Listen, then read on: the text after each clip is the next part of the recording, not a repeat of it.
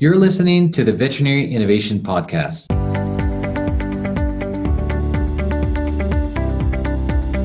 You're listening to the Veterinary Innovation Podcast. My name is Shawn Wilkie, and along with my awesome co-host, we interview the innovators in this space every week.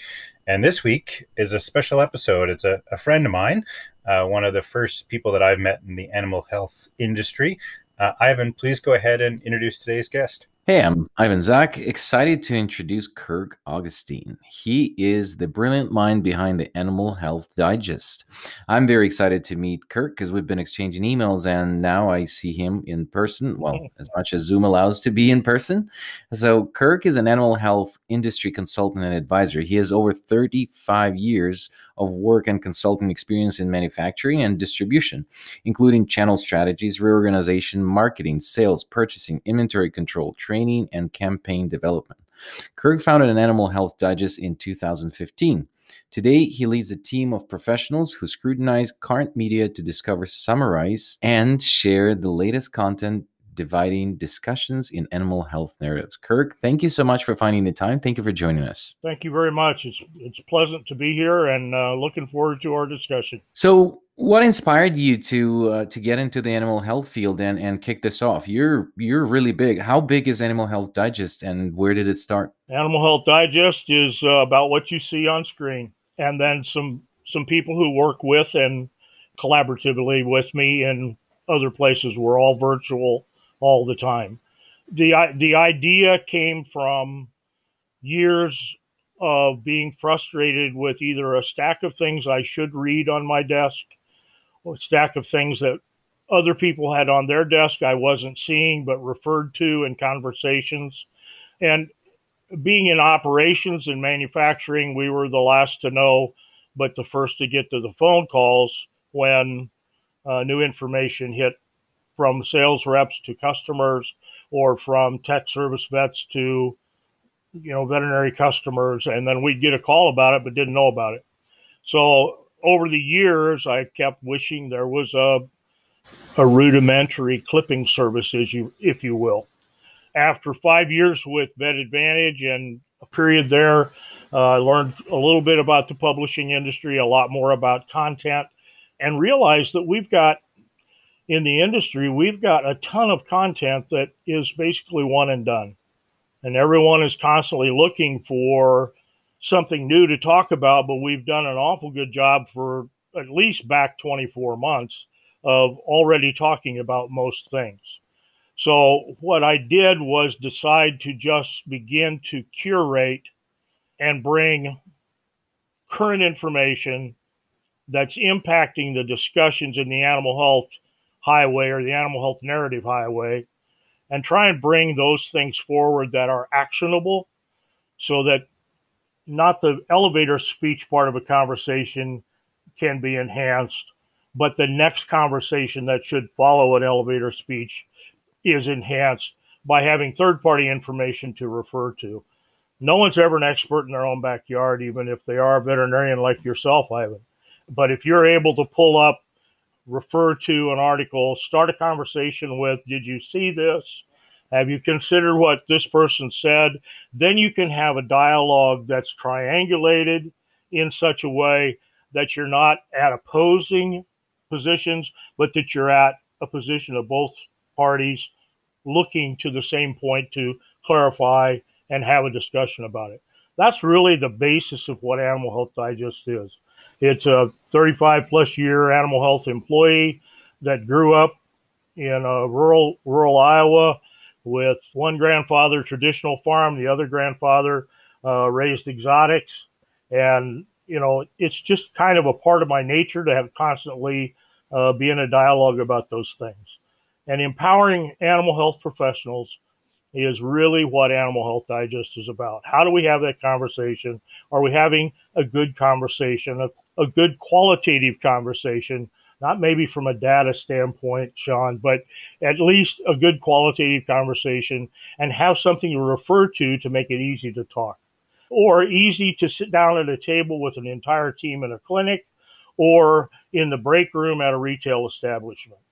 I think one of the things that's confusing to people is that we at Animal Health Digest have defined an animal health professional as anyone who's receiving a paycheck to deal with, one, animals directly, two, the professionals who deal with animals directly, in other words, veterinarians, vet techs, and three, those people who deal with the people who deal with animal health or with animals directly, which is sales reps, marketing people, people making decisions about media, etc.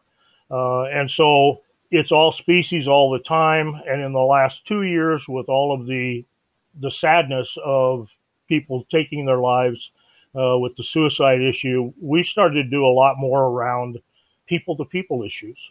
And those are read at a rate equal to or greater than the animal health issues. I think we're a hungry profession to know how to get along with each other and how to communicate. So hopefully we're giving people sort of a salt and pepper shaker look at what's in the media. We try and stay as current as possible with what's coming out or coming back out. It's so interesting, Kurt. I've been scanning the bulletin now for a couple of years, and like every week I'll find something that kind of piques my interest, on the periphery, and find myself diving into an article. And, you guys must go through one hell of a pile of content to put out that bulletin every week. Yeah, we really sift through. There's three of us predominantly, but we really sift through between 250 and 300 media sources on a weekly basis. For me personally, that's easily 40 hours of reading a week before we sit down and pull it all together and decide what's going to go in. It's labor intensive, so that's been one of the limitations to growth, is because if we're going to put out a good bulletin and have somebody pick it up and use it, find it interesting, it takes a lot of time to do that. So at the same time, it's fun. And for me personally, it gives me a sense of what's really going on. That's awesome. So we talked a lot about, innovations or new things and businesses as they formed. Obviously, this is something that you do full time. And as a business, how does this model work for you? What does keep the lights on and allows you to continue this and hire people? We're really still in what I would call the bootstrapping phase.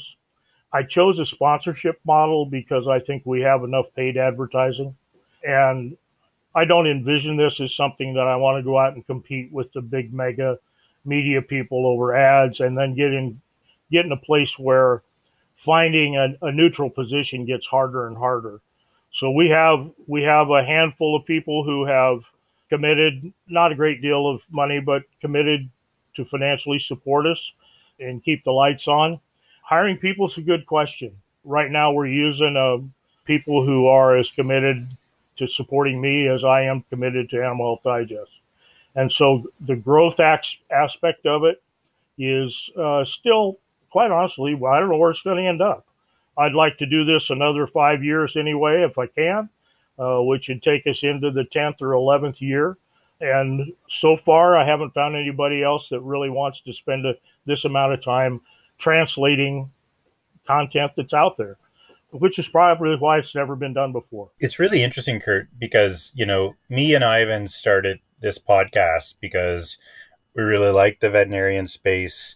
We really like the people, and we wanted to showcase like all the cool things and all of the cool people that are innovating. And I remember the first time we met, and, you kind of told me your story and the fact that you're doing this. And, really, I think there's a lot of similarities. It seems like it's like a bit of a labor of love. And I think a lot of people do get value out of the work that you guys do. I know for me and Ivan, sometimes, the podcast is like, we do it in a vacuum, and occasionally we hear of somebody. So Ivan, get this, we haven't talked about this shit. And Kirk, I'm coming to a question. I got an email yesterday from the vice president of marketing for VCA. in Los Angeles. Yeah, him and his wife are coming to Halifax and they want to get together and have lunch because they listen to the podcast. So little shout out for you people. But Kurt, the question that I wanted to ask you was, what kind of feedback loop do you have from the people that are consuming the bulletin? And what kind of, fuel or wind does that put in your sales? Can you give us some examples of, hearing from people that use the bulletin? Yeah, I think right out of the gate, at about the 14-month timeline, the gentleman that I had been a fierce competitor with in distribution shot me a quick note. And he said, Kirk, I didn't think you could sustain this. And I want you to know that it's on my calendar for every Thursday morning for 30 minutes. And he said nothing else. He didn't need to, because to know that he had set that amount of time aside and benchmarked it on a calendar as time that he was going to spend was really enough fuel for a year or two, to be honest with you.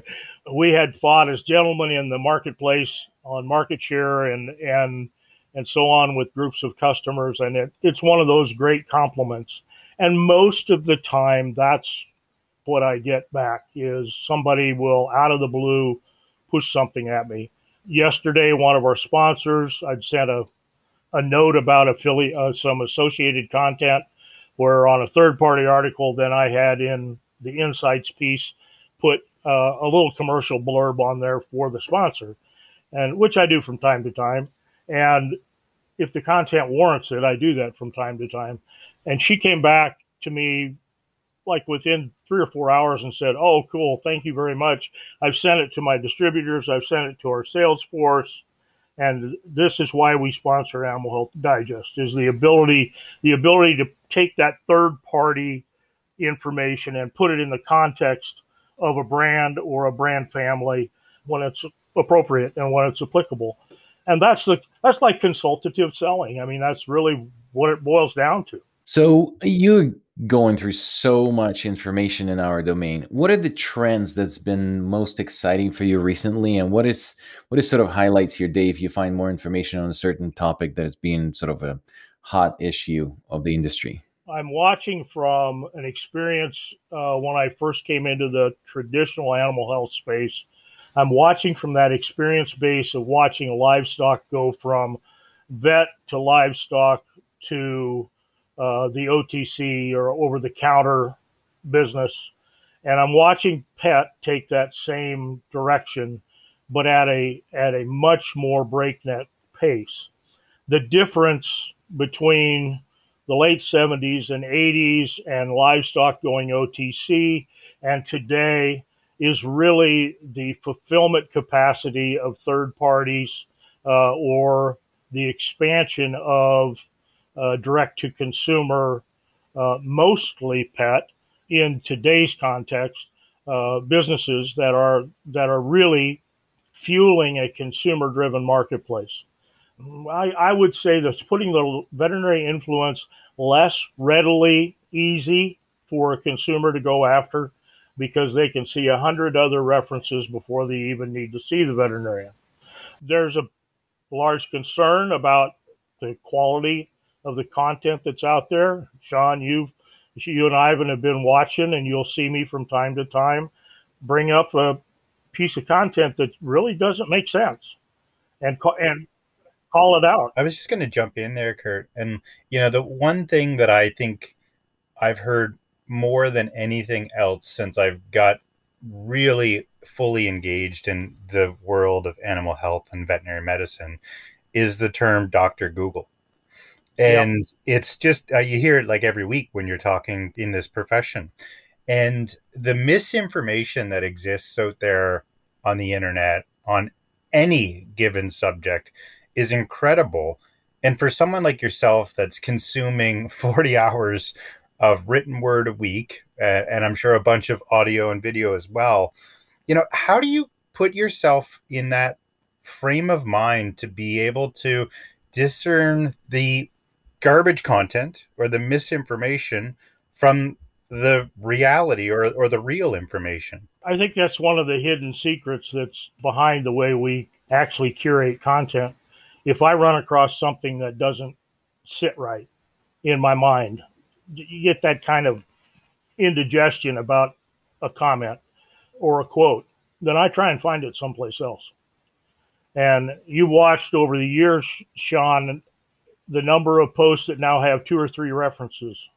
And when I do dig into something like that, or when my editor does, or one of the other folks that writes occasionally, when they dig in, I like to know where they dug, because it lends to the credibility. If we call something out as inappropriate, well, we'll call it that, or borderline inappropriate, if we call something out, I want to back it up. I want people to be able to sit down and say, no, wait a minute, he went deeper than that. Or, the digest went deeper than that. Let's take a look at that. So that's part of where that comes from. The other thing is I'm passionate about a neutral position. That neutral position comes from training that I received on the PAR methodology from Pat Malone some years ago. That's why Pat's involved. And it is not about my decision. It's about someone else's decision. My job is to present the information, discuss it, and let the customer, in this case, decide. And so when I get into one of those battles with myself of wanting to stand on a soapbox and say, this is wrong, wrong, wrong, I go back to that neutral position and try and bring things back out neutral, or say, this is an opinion, and come out with it as an opinion. So what's the most exciting, thing that you've written about in the last 2 years? Like what's really knocked your socks off out of all the content that you've consumed? Is there a piece or two that you can, kind of tease to the audience? And then to append to that question before we run out of time, what if people are brand new to Animal Health Digest? How do they find you? How do they get the bulletin in your inbox? Let's go in reverse. www.animalhealthdigest.com, and on the PC, there's a black bar at the top. It says subscribe. And in your handheld device, I think it's 3 or 4 bars, hit that and it'll say subscribe.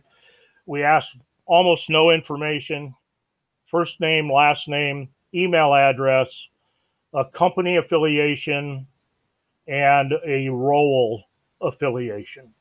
We're putting out 50 to 52 bulletins a year.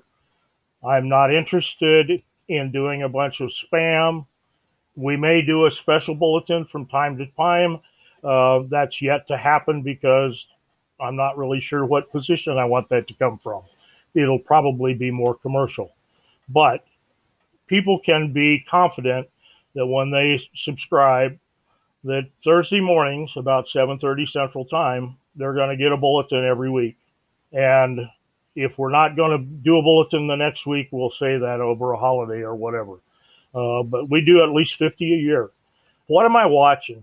I'm really watching the consumer trends. I don't know that it excites me, other than being passionate for making sure that we have a method in the animal health industry for making sure those who are recommending, I'll say, animal stewardship processes and methods to come from at least a similar page. Probably the area that I have done the most editorializing around or opinionating around is home care for oral care. As an industry, for 20 some years, 30 years I've been involved, it's been about dentals. That's repair mindset. We have never, as an industry, until recently, begun to really focus on part of the stewardship of owning an animal, in this case a pet or a horse, is to routinely think about oral care, feed for it, take care of it on a daily basis, weekly basis, monthly basis, quarterly basis with a horse, but to be sure that part of when we feed a dog or a cat or a rabbit or a guinea pig or whatever, that we're looking at that feed as a component to that animal's oral care. And if we had put the priority as an industry to oral care 30 years ago at home first and dentistry second, and this will rattle some people, but if we had our messaging to the marketplace that oral care at home is where it starts, and if for some reason that fails, then we're going to end up dealing with the dental part of a practice. It would have made checkups include more comprehensive dentistry as a veterinarian. And I personally feel like we've had it backwards. And this is a guy that's owned 100 dogs or so in his life. Back before Animal Health Proper, we raised and bred rat terriers, and oral care was a part of what we had to constantly be conscious of. So that's probably as concise an answer as I can give you. That's awesome. Yeah, you're actually right. The problems with teeth are sort of are across, because as the veterinarians, we don't really have, well, at least when I went to school, we really didn't have like a dental course, although, you know, most animals after 3 years old do require a certain cleaning or at least exam. And as I work with consolidators now, and we're analyzing more and more clinics, it looks like there's about 4% of revenue is coming from the dental procedures, where it could be up to 20. So there's a tremendous opportunity on the business side as well as warranted by health. So I absolutely agree with you. Unfortunately, we blew through our episode, as we do. So we do have 2 questions at the end that we ask. So is there a book, YouTube video, TED Talk, or anything like that that you could recommend to our listeners that inspired you? Ivan, Kurt doesn't read very much, so probably won't get a book recommendation. Exactly. Actually, there's a short book that I became aware of here recently, and it's from Tom Rath, who helped publish his grandfather's Strength Finders. But it's called "It's Not About You, A Brief Guide to a Meaningful Life." And it really focuses on how to align yourself in such a way that your life's benchmarks are based on meaning, not just chasing someone else's dreams and aspects for you. The other recommendation, and it's always there, is the book Cracking the Code to Leadership that Pat Malone was a co-author of. And I think I gave you a link that you can share with the audience for both of those. And the second question that we ask is, who would you recommend to be a part of this show? Any guest recommendations? Well, I sent through to you Pat Malone. I think you'll find he's a very interesting guest. But also I sent through Carmen Rustenbeck, who's the founder and CEO of the International Boarding and Pet Services Association.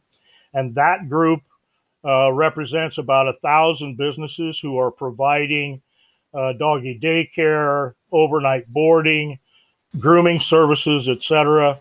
Places that see a pet on a daily basis or sometimes on a quarterly basis, which is on a quarterly basis, it's twice more than they see a vet. Thank you so much for listening to the Veterinary Innovation Podcast. If you want to hear about our new episodes, please follow us on any social media channel. Also, you can check out our website at veterinarynnovationpodcast.com. See you next week.